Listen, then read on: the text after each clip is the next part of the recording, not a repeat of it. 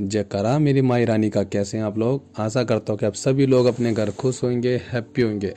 आज हम फिर से आप लोगों के लिए एक महत्वपूर्ण जानकारी ये लेके आए हैं कि नवरात्रों में जो भी हम पूजा पाठ हमें किस तरीके से करनी चाहिए, क्या मंत्र होना चाहिए, क्या भोग देना चाहिए माता को। और हर एक रूप का महत्व है, हर एक रूप के पीछे कोई ना कोई कहानी है, कोई ना कोई एक शक्ति है जो मैं आप लोगों से बताना चाहता हूँ। तो अगर आप मेरे चैनल पर पहली बार है तो चैनल को सब्सक्राइब कर लीजिए। इस चैनल के माध्यम से हम आपको भगवान से जोड़ते हैं और भगवान की पूजा पाठ के मतलब बताते हैं और उनका किस तरीके से पूजा पाठ करना चाहिए, क्या विधि विधान है, वो चीज़ें हम आप लोगों को बताने की पूरी कोशिश करते हैं। इस चैनल के माध्यम से हो सकता है कि आपके घर में कोई नेगेटिव एनर्जी उसको भी हम दूर करते हैं, क्योंकि ये चैनल जो है शिव कालका धाम है, जो कि हमारा दिल्ली उत्तम नगर में लगता है। और इस धाम के अंदर बड़ी बड़ी शक्तियाँ हैं। लोग आते हैं और अपना काम करवाते हैं और लोगों को काम होता है। तो हम आप लोगों को श्री भगवान से जोड़ रहे हैं और पूरी कोशिश कर रहे हैं कि जो हम वीडियो डाल पा रहे हैं उस वीडियो से आपको कुछ ना कुछ सीखने को मिलेगा। जैसे आपको पता है कि माता का आज तीसरा दिन है, चंद्र घंटा है ना। तो इसका मतलब क्या है, इसके बारे में आज हम बात करने वाले हैं। क्या इनकी पूजा पाठ है, क्या इनका रूप है, किसकी सवारी करती है, क्या क्या है और क्या शक्ति है, ये क्यों उन्होंने इसको रूप को उन्होंने धारण किया। बहुत सारी बातें हैं जो आपको मैं आज बताने वाला हूँ। और इनका क्या भोग है और क्या इनका प्रिय भोग है, वो सब बातें हम बात करने वाले हैं। अगर आप मेरे चैनल पर पहली बार आए तो जल्दी सब्सक्राइब कर लीजिएगा चैनल को। इस चैनल के माध्यम से आपको बहुत कुछ सीखने को मिलने वाला है। नवरात्रि में तीसरे दिन चंद्रघंटा देवी की पूजा का महत्व बहुत ही ज़्यादा है। देवी की कृपा से साधक को कहते हैं कि अलग अलग शक्तियाँ प्राप्त होती हैं और जिनकी शक्तियाँ बंधन में होती हैं उनकी शक्तियों को भी शक्तियाँ खुलती हैं। और जिनको अनुभव होना बंद हो जाते हैं, कहते हैं जैसे कि कुछ लोगों को शक्तियाँ थी, उनको अनुभव होना बंद हो गए या उनको सुनाई नहीं देता, शक्ति उनसे बात करती थी।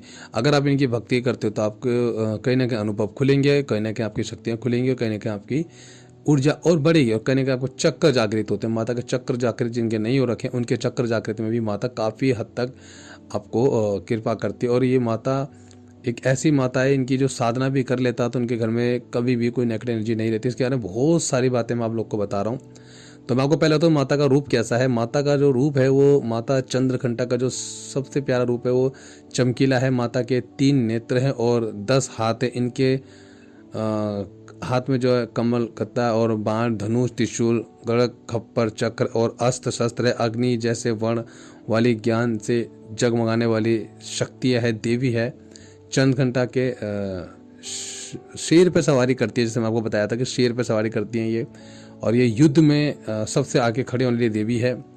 अगर इनके भक्त के ऊपर कोई कष्ट आ जाता है तो यकीन मानिए कि ये देवी पीछे नहीं हटती है किसी के हटाने से भी। ये इतनी ताकतवर देवी, जैसे एक माँ भद्रकाली है उसी तरीके से ये रूप है। और इन्होंने राक्षसों का घमंड तोड़ने के लिए ये रूप लिया था इन्होंने। और आपको पता होगा, जैसे मैंने 2 वीडियो डाली थी जिसके अंदर मैंने बताया था कि उन्होंने कितनी तगड़ी तपस्या की थी शंकर भगवान से शादी करने के लिए, ठीक है ना। तो उसी तरीके से अब ये जो देवी का रूप है, ये देवी का जो रूप है, इस रूप से ये हुआ है कि जितने भी दानव थे, जितने भी ताकतवर प्रेत थे या बुरी शक्तियाँ थी, उनको माता अब मारना शुरू कर रही है, क्योंकि माता आदिशक्ति ही रूप लिया था लोक कल्याण के लिए। तो जो भी मेरी बहनें या माताओं पे प्रेत वादा है या नेगेटिव एनर्जी है, तो माता चंद्रघंटा का आगे हाथ जोड़ के रिक्वेस्ट करो, माँ हमारी कृपा करो, हम पे जो भी संकट है, कष्ट, उनको भी आप हटाओ। जैसे आपने दानवों को, राक्षसों को, चुड़ैलों को, पिशाचों को मार लगाई थी, उनको हटाया था, जैसे आपने देवी देवताओं की मदद की थी, ऐसे आप हमारी भी मदद करें, क्योंकि युद्ध में सबसे आगे रहने वाली शक्ति है ये। तो इसको आप कर सकते हैं। इनकी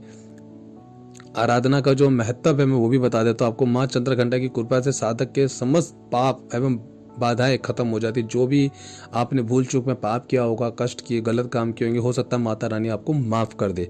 तो इस तरीके से आप माफ़ी मांग सकते हैं। भूल चूक में कोई गलती हुई हो तो उसकी आप माफ़ी मांग सकते हैं।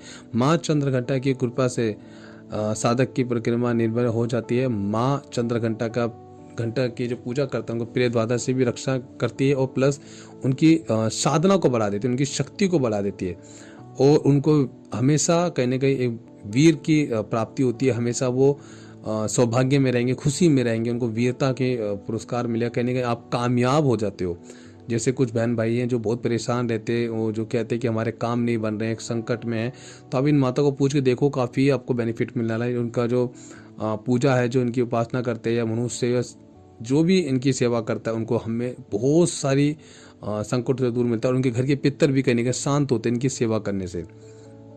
भगवती पूजा के लिए मैं आपको बता दूं, जो भी भोग लगता है वो क्या क्या भोग होता है और वो भी मैं बताना चाहता हूँ, क्योंकि बहुत से लोगों को भोग नहीं पता है। माता को जो भोग लगता है, भोग बड़े ध्यान से सुनना, क्योंकि हर वीडियो में मैं अलग अलग भोग बता रहा हूँ। क्यों बता रहा हूँ? भोग आपको पता होना चाहिए, क्या इनका प्रसाद है, क्या इनको देना चाहिए। देखिए, इनको दूध से बनी खीर दे सकते हो, केसर वाली, है ना, केसर वाली। अगर खीर नहीं दे सकते तो सबसे अच्छा है कि आप इनको दूध से बनी हुई बर्फी चढ़ा दो। मिल जाती बर्फी दुकान के अंदर, किसी भी हलवाई के पास जाइए और दूध से बनी को बर्फी चढ़ाइए। और हो सके तो माता को सिंदूर का भी आप जरूर दान करें, क्योंकि माता को सिंदूर बहुत पसंद है। तो सिंदूर जो लगाता है उनके घर में भी जल्दी से, जिनके लगता है कि आपके पति के ऊपर किसी ने कुछ करवा रखा है, या जो भी मेरी माताएं हैं जिनको लगता है उनके पति उनके नहीं सुनते हैं, तो अगर माता को सिंदूर आप दान करते हैं तो आपके पति आपकी बहुत जल्दी सुनेंगे, ठीक है ना, आपके हृदय में रहेंगे। और काफ़ी चीज़ें जो हैं बेनिफिट आपको होने वाला है इसकी पूजा से, माता की पूजा से।